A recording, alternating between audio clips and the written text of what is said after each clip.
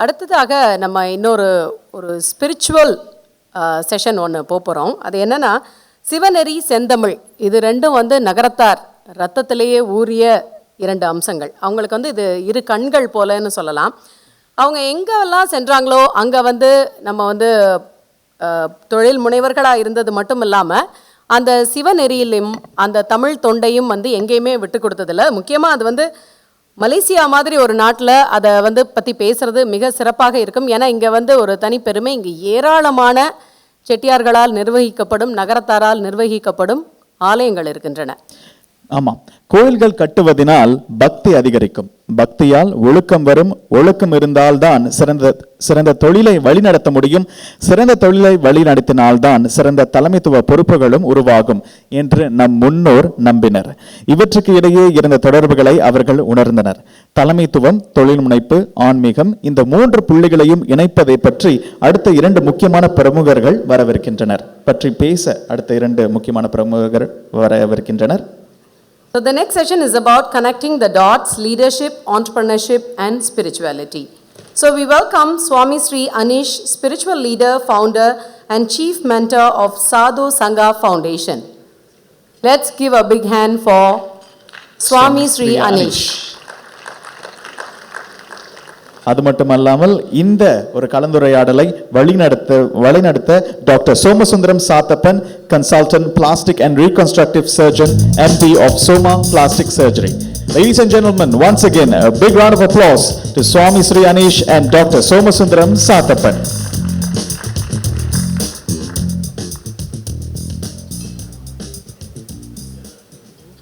Good evening, ladies and gentlemen. We are running a bit late. And Swami Sri Anish has been waiting in the VIP room for the last 1 hour. But patience is built in within him. So don't worry, he's all fine. Few words about Swami Sri Anish. A mystic, spiritual teacher, international speaker and an author, Swami Sri Anish has brought clarity and ecstatic passion to the lives of many people. He was born in Delhi on the 3rd of November 1975. He lives in the North Indian Himalayan city of Dharamshala and travels across the world, engaged with regular teaching sessions, programs, talks, and meditation retreats. He's an ex-corporate CEO. When I was speaking to him yesterday, he gave up a $110 million company to go to the Himalayas and sit there for 10 years just to meditate. This is ultimate donation he did. A successful entrepreneur, he spent many years in abundant spiritual practices of various traditions to deepen his spiritual journey. Later, he was guided to spread the light of consciousness in the world and initiated a Sangha community called Saadho Sangha in India. He was graced by Guru Nana, Osho, Ramana Maharishi, Ramakrishna Paramahansa, Swami Vivekananda, Rumi, Jesus, Buddha, Krishna, Shiva, and many rishis from our ancient past. He is also the founder of Yugantar, a high-level think tank. His teachings are an astonishing fusion of the contemporary world of science and the ancient world of scriptures. His first book was published in 2021 by well-known Wisdom Tree Publications in India. It's called Let the Mud Settle. It's an excellent book. I've read it. 30 copies are available at the registration counter. Those who want to get it, please go and get it. It's selling fast. So, ladies and gentlemen, without further ado, I present to you Swami Sri Anish. Namaste, everybody. It's an honor to be here and speaking to you today. Before coming to the conference, I did try and read about the community, the Nagarathas. But when I came here 2 days ago, I've been having a lot of deep discussions with a lot of the community people here. And let me tell you, this is very, very inspiring. And I wish, why aren't there more communities like this, which are so deeply integrated, which are doing so much for the betterment of the world, the betterment of the society, and which is also adhering to the deep spiritual wisdom of Bharat.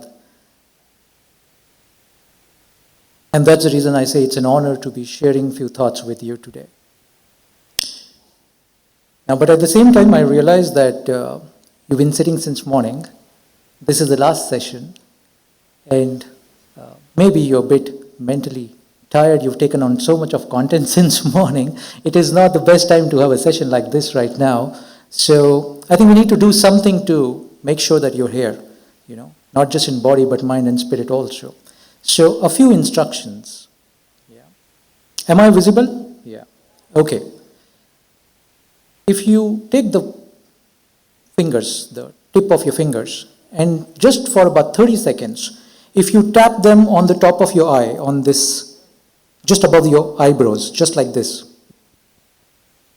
Just close your eyes and tap for about 30 seconds here. Now while the eyes close, move your fingers a little down towards the edge of the eyes.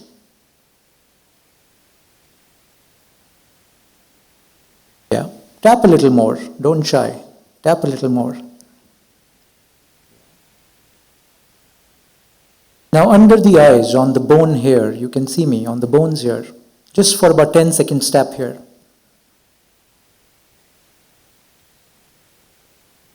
Just for about 10 seconds. Great. Now you can just close your eyes for another 15 seconds. Just close your eyes.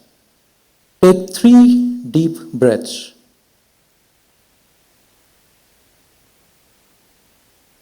Reconcile yourself. Take 3 deep, long breaths. Reconcile yourself. 3 deep, long breaths. And you may open your eyes now. Wonderful. This is a very quick, shortcut process to activate certain nervous systems of your body, refresh your mind, and come back to the present. If you do that whenever you feel mentally tired, it will just reactivate the system. Your mind is fresh to receive what needs to be received. Yeah. Okay.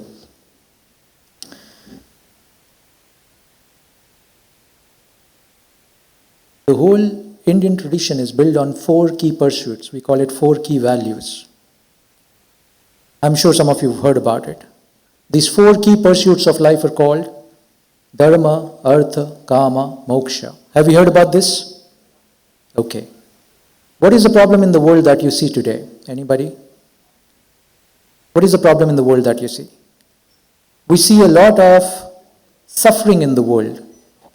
The mental illness rate is growing a lot. Why? What's the reason? This whole civilization, the whole life we had built on these 4 principles. Now what has happened in the last couple of decades? We forgot about the Dharma. Most of our focus is on Artha and Kama. Artha is pursuit of money and Kama is fulfillment of desires. As humanity, as race, if we don't build this strong foundation of Dharma, as the previous speakers were talking about, some of the work that your community does in Kashi and supporting some of these great temples, all these are Dharma pursuits. If you don't keep that as a foundation of your life, then your pursuit of Artha, which is material well-being, and Kama, which is fulfillment of your desires, will bring a lot of emptiness in you. No matter how much you have, you will still feel non-abundance, some lack. Because this is somehow the equation, the law of nature. Every pursuit that we have must be built on this strong foundation of Dharma. I see in the community, some of the people I have spoken to, that's what we are trying to do as part of collective community, to build this strong foundation of Dharma back in life. Now, the session is about entrepreneurship, leadership, and spirituality. I'll start from spirituality first. Yeah. What is spirituality? And I've spoken about it. I've asked this question from many people. These are the following responses that I get from people. A, spirituality is about a bunch of rituals and traditions that we follow.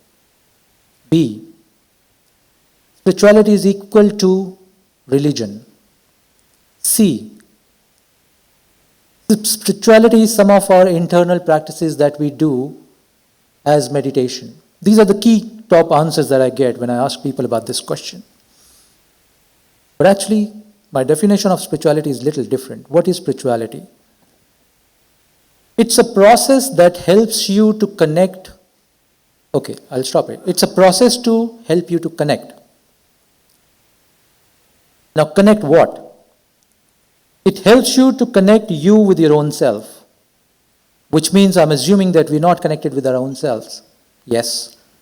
There are three elements of human life: our thoughts, our words, our actions, right? Three elements. If you see in your life, if you critically analyze your life,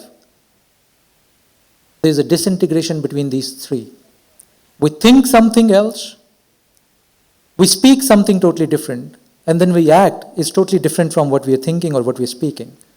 So our thoughts, our speech, and our actions are not in coherence. There are many pressures we stumble to, which then means that our thoughts, words, and actions are not deeply connected. There is no harmony. That's the reason, that's one of the key reasons of our suffering. We're not in connection, in deep harmony with our own self as an individual. That's number one, first layer of spirituality.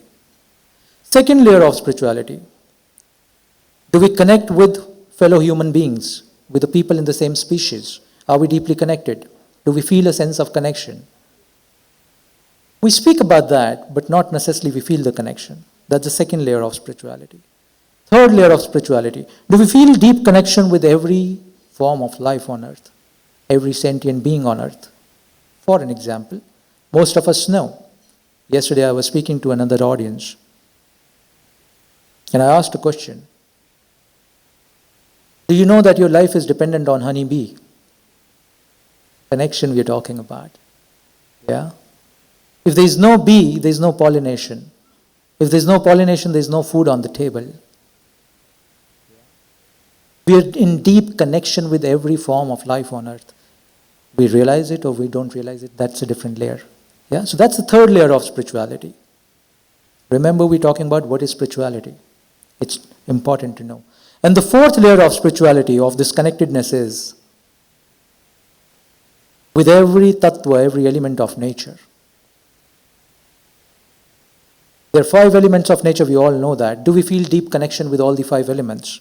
Because if we don't, then it will be very difficult for us to stay healthy in body and in mind. So these 4 connections, to me, are called spirituality. Do we agree on this? Are we together so far? Excellent. Now, where does this connectedness start from? It starts from layer 1, which is a deep integration with your own thoughts, with your own words, with your own actions. Now, as community, you stand for certain values, right? I've learned in last 2 days the values of the Nagratha's community. Of course, you think about those values. Sometimes you speak about those values also, but are you speaking enough on those values? Are you building the narrative for the younger generation, for the other people also? Are you speaking enough on those values? And then, are you bringing those values into actions? If you are, then there is a hope for joyfulness, because then we're talking about spirituality, a deep coherence. Otherwise, it will be very difficult. Now, since it's a business conference, let's talk about success also a little bit. There are 2-3 themes I quickly want to talk about, then open the forum for any question answers. On the business theme now. I've spoken to a lot of people and asked them what is the definition of success. Most of the time, the definition of success I got is a social construct. Having more money, more wealth, all for myself. More name and fame is considered as success. And in this entire definition, we don't even talk about what is significant in life. Let me share a story with you. This is year 1893. There's a ship going from Japan to Vancouver, if I'm not wrong. On that ship, a great Indian businessman is traveling. His name is Jamshedji Tata, the founder of Tatas. And on that ship, by chance, there's a saint also traveling. His name is Swami Vivekananda. And on that ship, on that particular day, they both meet, talk about some of the things that we are talking about. The definition of success, the definition of spirituality, and the definition or the need of bringing significance in life. They discuss on that. Fortunately or unfortunately, nobody knows exactly the content of that meeting because, there was nobody else to record that. It happened between both of them. But after that meeting, few significant things happened in Tata's. Jamshedji Tata built a whole strategy to put the foundation for Indian Institute of Science. The foundation of IIS was laid down in that particular meeting because, in my view, in that meeting, Swami Vivekananda shared the spiritual perspective of building Dharma before Artha and Kama. He did talk about that just don't look at success in life, focus on making your life very, very significant. Which then means create institution which will survive beyond your life, which will contribute to the human well-being for generations to come. And if you know, Indian Institute of Science is ranked even better than Harvard and Stanford when it comes to research. It's the world's top institute for scientific research now. In that meeting, few other things were conspired, which then laid the foundation for the Atomic Research Institute in India. And it is the same IIS, where we had people like Vikram Sarabhai, who then laid the foundation for Indian nuclear program. Why I'm sharing this with you? What's the significance of sharing this with you? Because the natural question is, how do you bring significance into your life? There are two ways to bring significance in your life. Way number one, you are lucky enough to meet a Swami Vivekananda on a flight, where some discussion transpire and you start to look at life and your business and entrepreneurship very, very differently. That's one way, as it happened with Jamshedji Tata. There's another way you can bring this significance into your life. And that way is a 9-point process. I've built a 9-point process. Why number 9? There's a deep significance of that. We should not go in there. That's a different topic.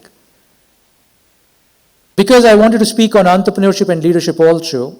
So the first 5 points, I'm going to talk about entrepreneurship. What is entrepreneurship? Why is it needed? Before that, let me ask you a question. We all know Apple, right? The iPhone company. Who started Apple? Can anybody name? Sorry? Steve Jobs. Perfect. Who was the vice president marketing of Apple? Anybody? No. You don't know, of course. Because I also don't know. Because this vice president of marketing was an employee there. He was doing a job. Nobody remembers the employees anymore. What you remember is always the creator, the entrepreneur, who was little mad, little crazy, who built ahead with a vision to impact the lives of millions and billions of people and created this enterprise we know today as Apple. Everybody on earth, probably everybody on earth, knows about Steve Jobs. Nobody knows the name of Vice President of Marketing. That's the difference between an employee and an entrepreneur. The world is always changed by the entrepreneurs. The world is always built by entrepreneurs, never by employees. Am I against employee? No. What am I against at when I'm making this statement? The employee mindset. What is the employee mindset? I'm just here to do my job, earn my salary, go back home, enjoy my life. Impact, I'm not really thinking about the impact. That's an employee mindset. What is an employer or an entrepreneur mindset? In this life, I have an opportunity to make a deep impact the way the world lives. To create something which was never created before. To bring a revolution in the world. That's an entrepreneur's mindset. So I'm going to share with you 5 key points to be a great entrepreneur. Number 1, creator. Entrepreneur is like a Brahma. You know? Trinity, Brahma, Vishnu, Mahesh. Yeah. Entrepreneur is like Brahma. He's a great creator. He looks at something, gets an idea, gets a thought, gets a vision, and out of nothing, he or she has the ability to create an institution. Just out of thin air. Sometime out of no money also. Yeah. What's the significance of that? Sorry? Time's up. Oh, all right, time's up. Okay. Okay, I'll take quickly 5 minutes to go through these 9 points, which is a task. Okay. So first, entrepreneur is a creator. He can create or she can create anything out of thin air, sometime without even money. We call it bootstrapping. Number one. Number two, entrepreneur is very clear. There is a deep purposefulness in their life. They're just not waking up in the morning, enjoying their life, going to bed in the evening, the day ends, and then the same routine starts the next day. They need to do something very, very meaningful. So their purpose is very, very clear to them. Every breath, every minute is very important to them. Right now, these 5 minutes are very important to me. Yeah. I consider myself also as a spiritual entrepreneur. Yeah. So purposefulness is number two. Strong focus is number three. Everybody in life gets distracted. Especially now, thanks to social media, ting happens and we get distracted. Not an entrepreneur. They have such a sharp focus, such a sharp attention, that by this sheer focus, they can create things out of thin air. I wish I had more time today in this event. I could have done a quick experiment with you to show you the power of focus. Yeah, but that'll take another 3-4 minutes. Let's do it some other day. But focus. That's the third element of an entrepreneur. Fearlessness. Most of the employee mindset I've seen, these are the people who are very comfortable, fearful. They don't want to take risks. They don't want to take chance. They don't walk like this. They usually walk like this. There's a difference in the body language. This is my personal observation. But an entrepreneur is like a lion or a lioness walking on the road. They're extremely fearless. They don't know the unknown they are exploring. Let me repeat. They don't know the unknown that they are exploring, but they are very passionate to explore that unknown. Yeah? So there's a deep fearlessness in entrepreneurs. And fifth, that's the last point for an entrepreneur. They're very playful in life. They're not serious people. That's an element that we need, all of us are. That's an element that we need. Entrepreneurs are really playful people because they're also a little mad. Sometimes without talk things, people say, what is foolishness you're talking about? Yeah, so there's a streak of madness and there's a streak of playfulness in entrepreneurs. That's the 5 points for being an entrepreneur. I said I'll talk about 9 points. The next 4 points I've built into leadership category. Yeah. What do you need to be great leaders? 4 points there. Number one, as a leader, business leader, family leader, community leader, whatever leader you are, you're very compassionate. You think less about your own self and more about the collective well-being. If you have a large team of thousands of people, you're constantly thinking about them. Again, Jamshedji Tata. They introduced some of the social benefit schemes when governments even didn't think about them.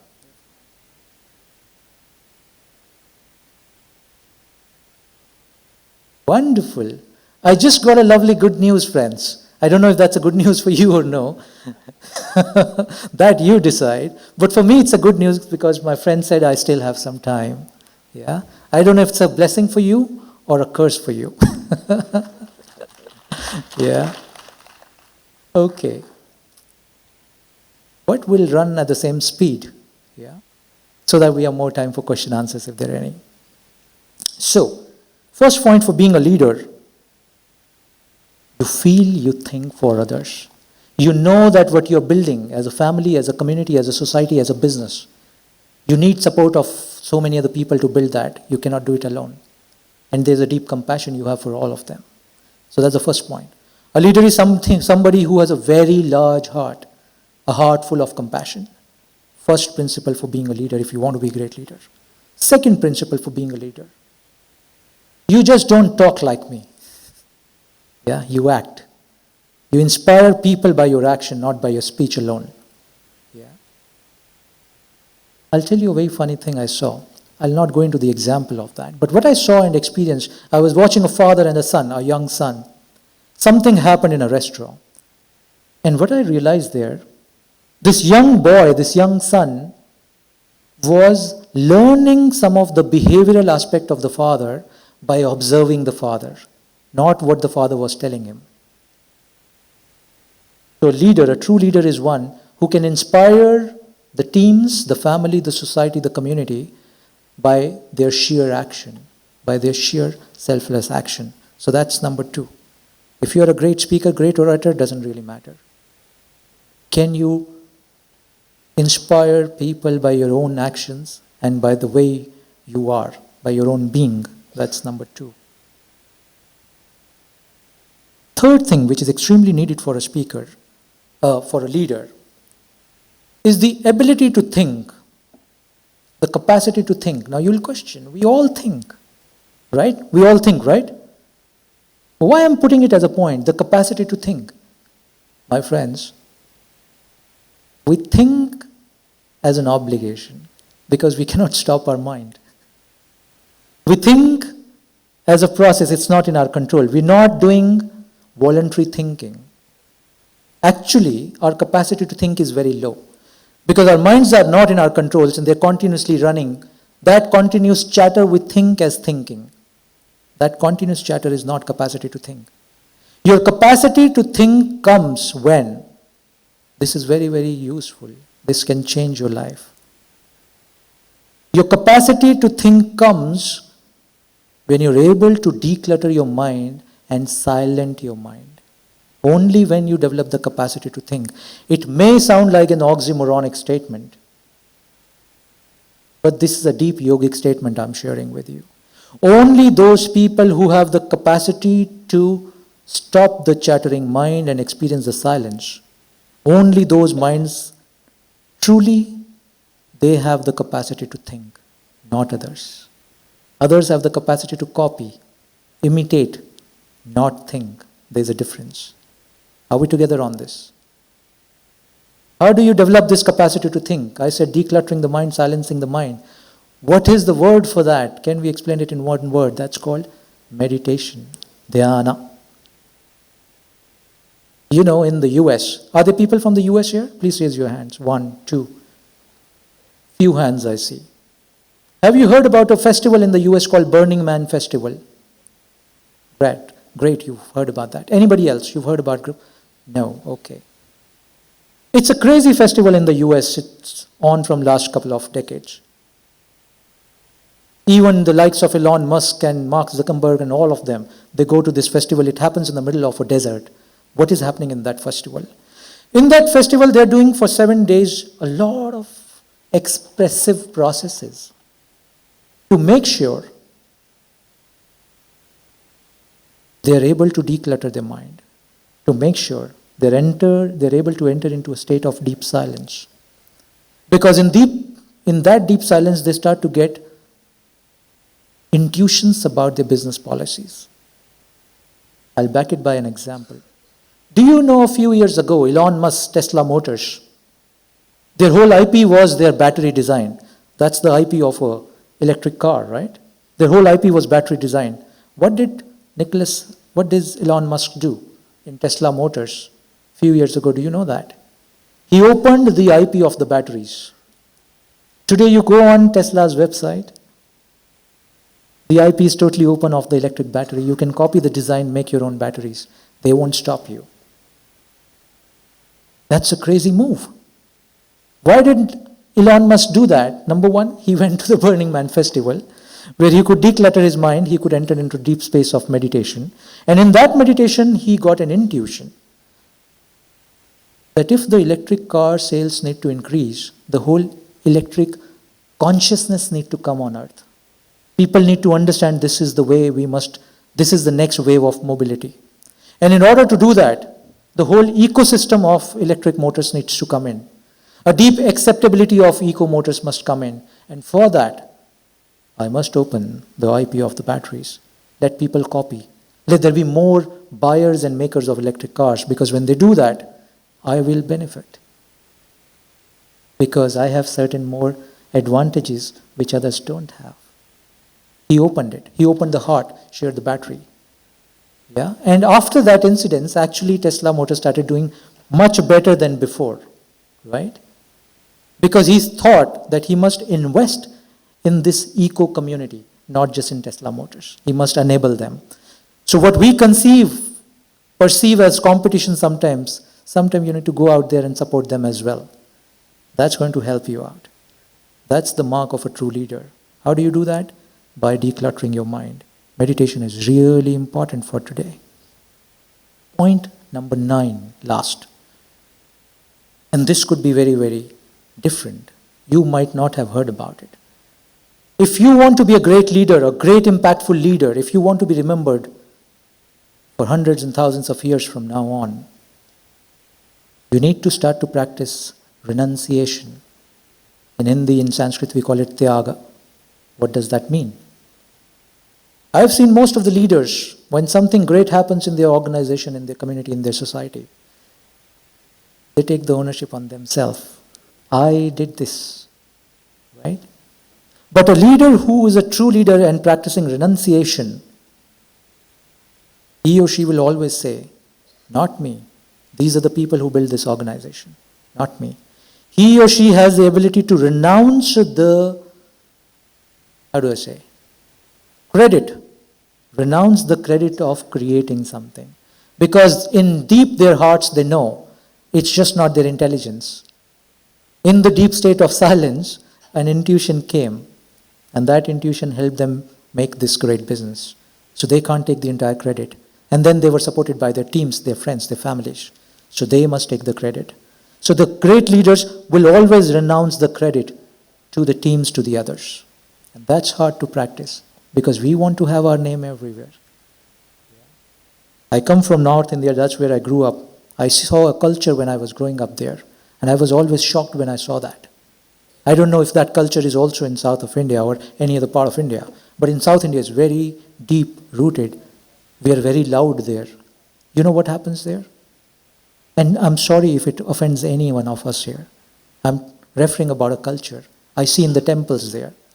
If you donate a fan worth 700 rupees in a North Indian temple, you will write the entire family lineage name on every wing of the fan. Yeah.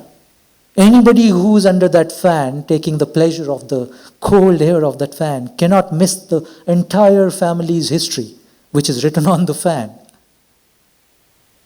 And I'm talking about a leadership that is about renunciation. And on this principle, our Vedas and our scriptures were written. They were not signed by any rishi. Nobody knows who wrote them. And the impact of the Vedas was such, or is such, that thousands of years down the line, we are still living by them and getting benefited by them. They are still the source of our moksha, for our liberation, for our happiness, for our well-being in the world. There's a deep science here. Renunciation, we're talking about point number 9. There's one small subsection of point number 9, and that's about balancing of the karma. This is very significant. I want to definitely talk about this. I've observed in my life, when I was an entrepreneur building this very strong, famous, rich company today, I knew back then when we were creating this enterprise, that all the successes that we're having, all the investments that we're getting, all the equity that we're raising, and all the valuation that we are achieving, we don't deserve all of that. All the money I was earning, I knew that it's not by my effort alone. There's a lot of money coming to me which technically does not belong to me because I did not earn it. So if I was earning $100,000 a year, I knew that I personally deserved just about $10,000 or maybe $20,000, $30,000. Rest of the money is coming to me because I just happened to be at the right time, at the right space. And I got the benefit of the opportunity. Somebody loved me, an investor trusted me, and I got that money. But honestly, I just deserved much less, just a small percentage of that. Now I realized at that time, this is before I took the sannyasa, I realized at that time, if I own up all of this money, how will I balance this karma? Because then I'm taking much more than that belongs to me. So let's say 50% belongs to me, I've earned it, it's my right. But the rest 50% does not belong to me, it has just come to me. Then I started investigating, meditating on that, and I realized this rest of the 50% has come to me for a certain reason. Some Shakti, some power is telling me that it has come to you for a certain channelization. If you're able to channelize this rest of the 50% which has just come to you, it is not yours. Then you don't take on any additional karma. Then your karmas are balanced. This ties up with my understanding about renunciation as a leadership trait. Now, if we start to really understand this in the world, I can assure you, this one science of the karmic balance can bring a lot of happiness on the earth. Today, if you look around the world, we have everything, but we don't still have found blissfulness. Not just people sitting in this room. I talk to thousands of people, and that's my conclusion. We have everything in life, but we're still not blissful. Why? We're not understanding this principle, this law of nature. There's a lot of things that come to you, you don't own them, they don't belong to you. They've come to you because somehow nature has thought that you are a great custodian of this, and you will put this at the right use. Only if you do that, the karmic connections will be balanced and the bliss will start to come to you. I'm speaking from my anubhava, my experience, not from any theories that I've read. You can question about that. You can argue about that. But that's my deep truth. With that, I'll just make one small component of small sharing here. Whatever I've shared with you in last 20-30 minutes, do you know this is all dependent on what? How will you be able to establish yourself in all of this? If you start to appreciate, accept, and have deep reverence for the true teachers in your life. Who are the true teachers in your life? As per the Bharatiya Sabhyata, we say the true teachers in our life are the women in our life. If women in your life you start to, or they start to understand their power, their position, they are the real change maker. I've seen in hundreds and thousands of households, the way the lady of the house is, the whole house will be like that. Because they are the true impact makers, change makers in the world. Why I'm making this statement? I'm a Bhakta of Shiva, and I understand Shakti very, very well. If you don't integrate Shakti in your life, the Devi in your life, if the Devi does not take her desired or the position that must be given to her, all of this that I've shared with you has no value then. I must shut the laptop. Only and only when the Devis get activated, the Shakti gets activated, this all is sambhav, this all is possible. Without her activation, this is just a talk. So all the Devis present in the room, it's my deep recommendation to you. Awaken the real Devi within you. Understand your power of impact and the change that you can bring in your family, in your samaja, in your society, and in your profession, in your businesses. Only when you get activated, the Shiva gets activated. That's how it works. With that, thank you very much. I'm here for another 5-10 minutes. If there are any questions, I will be happy to try and explore that. How much time we have for Q&A? Any? 5 minutes. 5 minutes, sir. Thank you very much. Can you hear me? Yeah. Thank you very much, Swamiji. Very enlightening talk. A lot of Shaktis have already been awakened here, I hope. Any questions, please? There's a question from Dato Kasi. Can we have a mic there, please? There's a mic here, Manju.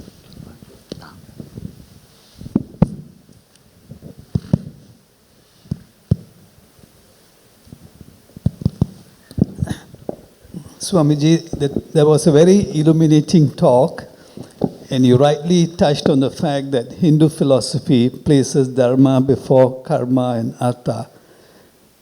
In arthas, this training was at a very young age, and because in India, the families lived as a joint family in big homes. If you have been to Chettinad, you have seen the large homes. It was always a joint family living together. There would be 10 nuclear families in one house or 15, and the elders would be a guide for the younger children. And the character development, which includes the Hindu philosophy of Dharma, was built into the human being. It was not, they didn't have PhDs and didn't go to college, but they acquired wisdom at a very young age, which then enabled them to get the skill, the training and skills in certain areas, particularly in accounting and finance and how to deal with people. And that then enabled them to earn a living at the second stage of life. Now, in modern society, a lot of our families are not living in that environment. We all become nuclear families, following Western models and Western propaganda and everything. And we have forgotten how to relate back to the Hindu principle of Dharma. Now, from your experience and travels and all your work, how do you see modern society being able to train the younger generation, right? One, in understanding these philosophies. Two, in appreciating that they are better philosophies than the Western philosophy. And three, how would we be able to propagate this in a sustainable manner when, digital world is taking over, social media is taking over, everything is changing? I would appreciate your comments on this. Correct. Wonderful. I think that's a very, very relevant question. I'm glad you asked that. Thank you. When I said I took a sannyas, I took an internal sannyas. Externally, when I took to the Himalayas, and 10 years I was in the incognito mode, I was still married. I'm a householder. When I say sannyas, it's an internal renunciation. It's an internal vairagya that I experience. So I have a son who is 19 years old right now. I can relate with the question deeply. Yeah? Okay. Two things critical here. Number one, this new generation, I think they're born with scientific understanding. They're not born with traditional understanding, they're born with science. I don't know how it's happening. In the mother's womb, they learn how to operate an iPhone. Yeah? So which means they're born with science. Anybody who's born with science, or who has a very scientific mind, like let's say Swami Vivekananda, who had a very scientific mind, he would just not listen to his guru, Ramakrishna Paramahansa. He would say, no, prove this. Only then I will listen to you. I think that is number one. We're not doing that.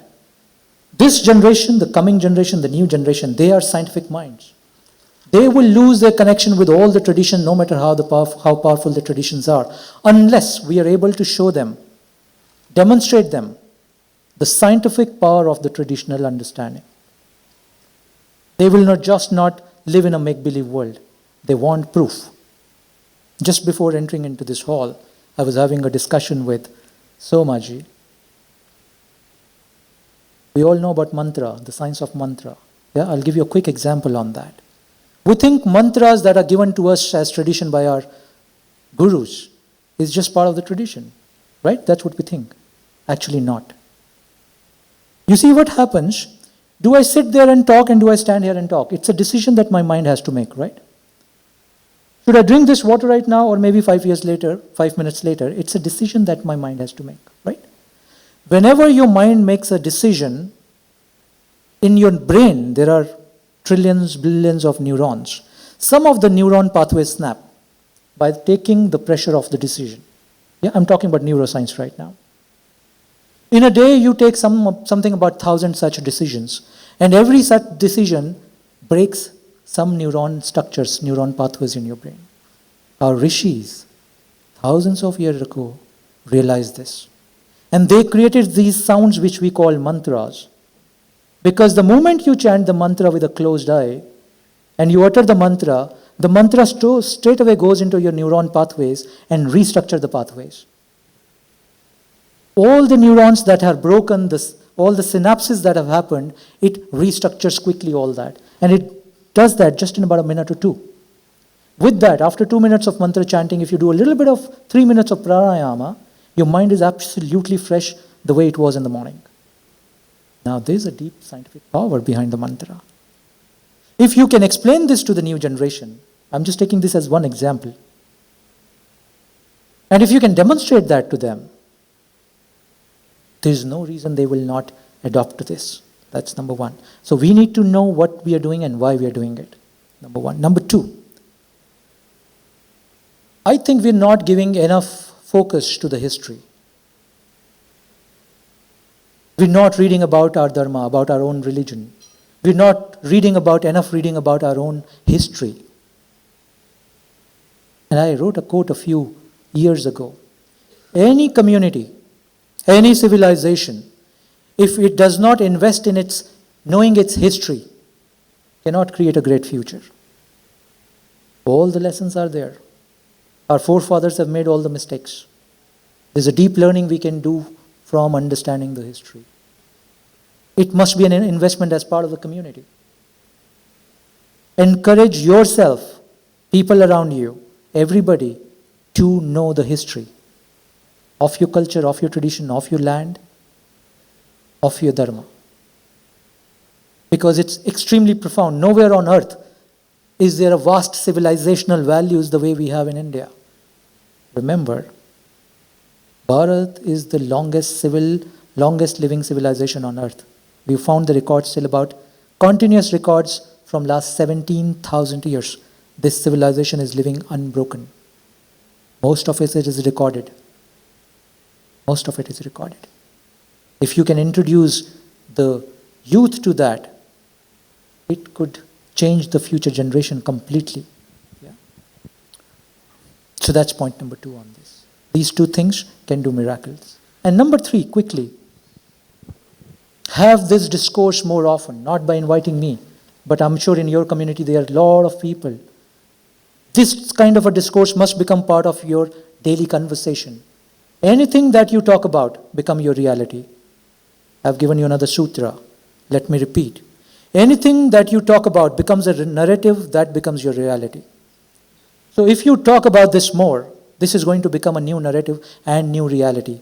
And new generations, youth, will start to get connected with that. On this, a lot of social media companies are actually working on this principle. Whatever you talk about becomes a reality. Thank you, Swamiji. One other burning question before we call it a day? Yes, there's one person there. Actually, if you see our community, Nagarathar community, we are basically business class community. Right. We face a tough competition from the northern part like Gujarat, Rajasthani. So not only on business, community-wise also, as well as the religious beliefs also. We mostly follow worshipping Lord Shiva, but they follow Lord Vishnu. So not only the community-wise, but during a normal debate or a quarrel time, they always used to say Vaishnavism is superior, Saivam is inferior. They have 10 avatars of Vishnu. We have only one avatar. Their God is savior. Our God is destroyer. Like that. Such a quarrel or debates, how to face those challenges from your experience, you can say. Okay. If I have the will to do what can be done, I can prove what we call Shiva is not part of the Trinity. Let me repeat. What I call Shiva, to me, is not part of the Trinity. He is the one from where the whole cosmos starts, and he is the one in whom the entire cosmos folds. And I'm deeply established in this knowing, not in this information. This is my deepest experience. I deeply know this. Hence, any other person, any Vaishnavite or anybody talks to me about that, I know the truth. I don't even need to get into the debate because I know the truth. You will get into the debate only when you are on a shaky ground, which means when your own belief is not strong enough. Sir, the day your belief is strong enough, nobody can shake you. And that's an investment you must do as a community. To really, the whole community must know the real essence of Shiva. He is not part of the Trinity, let me repeat. He is the one, we call him Purusha, the original conscience, from where the entire cosmos appears and in whom the entire cosmos disappears. Yeah, to me that's Shiva. As far as the business competition is concerned, there are a few great things that other communities are doing. We must learn from them. Yeah, and imbibe that as part of our community. Other thing that I've learned by being with a lot of other communities, if you become too tight as a community, you lose. You have to be little porous. You have to allow new ideas to come in. You have to continuously evolve the community systems and community values. I can go a step further and say any dharma which is not evolving will die. And that's the beauty of Sanatana Dharma. It's continuously evolving from last 17,000 years. That's the reason it cannot be stopped. Any other religion, when it becomes close-held, the evolution of the Dharma stops. Dharma also needs to evolve. Yeah. With that, I hope I'm able to answer. Thank you very much. Ladies and gentlemen, I think you will all agree to me that Swami Sri Anish has spent an enlightening 45 minutes, enlightening all of us on various aspects of Lord Shiva. And as a community of 160,000, we have punched far above our weight internationally and globally, isn't it? So he has reminded us that it's our duty to give back to society, a kind of a communal CSR project. It's about time. So thank you for reminding us, Swamiji, and please give him another round of applause. He's come all the way from Dharamsala. Thank you.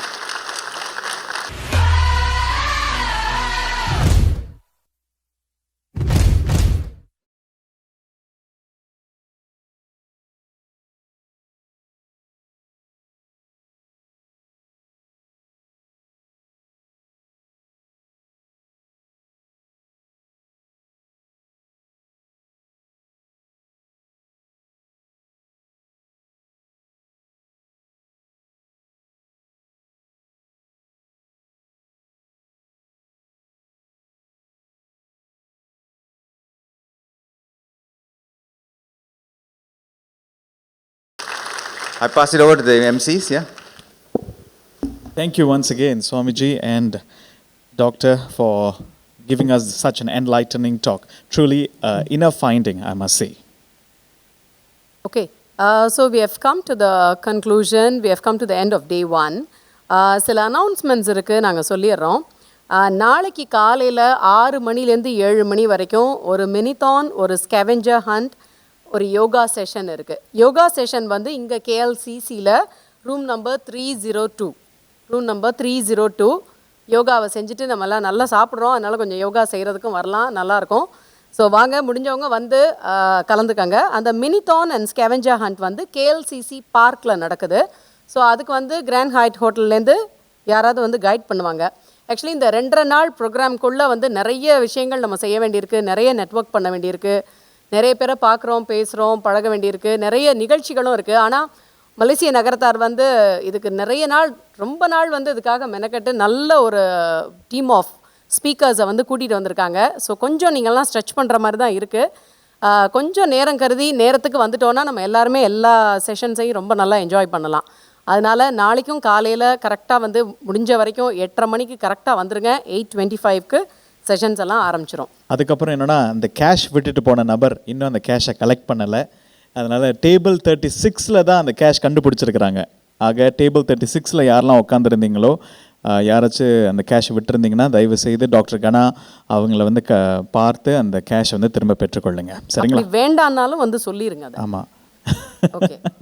அப்புறம் எக்ஸ்போவில் வந்து நிறைய பேர் booth போட்டிருக்காங்க, நீங்கள் பார்த்துருந்தீங்கன்னா தெரியும். So அது எப்போ நேரம் கிடைக்குதோ எக்ஸ்போ வந்து விசிட் பண்ணுங்கள். அங்கே இருக்க பூத்ஸை வந்து நீங்கள் எனி டைம் நீங்கள் போய் பார்க்கலாம். இன்னொன்று, அந்த குலிம் கும்பாபிஷேக மலர், அது வந்து 15 ரிங்கிட். அதில் நிறைய முருகப்பெருமான் பற்றிய ஆர்டிகல்ஸ், பிள்ளைங்க படிக்கிற மாதிரி சில தமிழ் ஆங்கிலம் ரெண்டுலேயும் உள்ள ஆர்டிகல்ஸ் எல்லாம் இருக்குது. ஸோ நீங்கள் அதை வந்து வாங்கிக்கலாம். ரெஜிஸ்ட்ரேஷன் கவுண்டர் கிட்ட இருக்குது. குலிம் ஆலயம் வந்து கடைசி செட்டிநாடு கோயில், மலேசியாவில் கட்டப்பட்ட கடைசி செட்டிநாடு கோயில், நகரத்தாரால் நிர்வகிக்கப்படுற கோயில் அது. ஸோ அந்த கோயிலோட சிறப்புகள் பற்றி அந்த மலரில் தெரிஞ்சுக்கலாம். நீங்கள் அங்கே வாங்கிக்கலாம் அந்த புக்கை. சரி, அடுத்து ரொம்ப முக்கியமாக காலா டின்னர் 6:30 மணிக்கு நடக்கவிருக்குது. ஆமாம், இப்பொழுதே நீங்கள் அழகாக உங்கள் ரூம்ஸ்க்கெலாம் போய் நீங்கள் ட்ரெஸ் தீமுக்கு வந்து மாற்றிக்கணும் உடைகளை. அதாவது இன்று வந்து சப்கான்டினென்ட் ஆஃப் இந்தியா, அதுதான் வந்து தீம். ஸோ நீங்கள் வேஷ்டி சட்டையா ஜிப்பாவா என்ன தீமில் வரீங்க அப்படிங்கிறத பார்க்குறதுக்கு எல்லோரும் நம்ம ஆவலாக காத்துக்கிட்டு இருக்கோம். ஆக அந்த உடைகளை மாற்றிக்கொண்டு நீங்கள் 6:30 மணிக்கு ஹையட்டில் இருக்கக்கூடிய கிராண்ட் பால் ரூம், அது கிரவுண்ட் ஃப்ளோரில் தான் இருக்குது அந்த பால் ரூம். ஆக நீங்கள் அங்கே வந்துடுங்க கிராண்ட் ஹையட்டுக்கு. சரிங்களா? ஓகே, அதோட இன்றைய நிகழ்வை நாம நிறைவு செய்வோம். நன்றி, வணக்கம். நாளை சந்திப்போம்.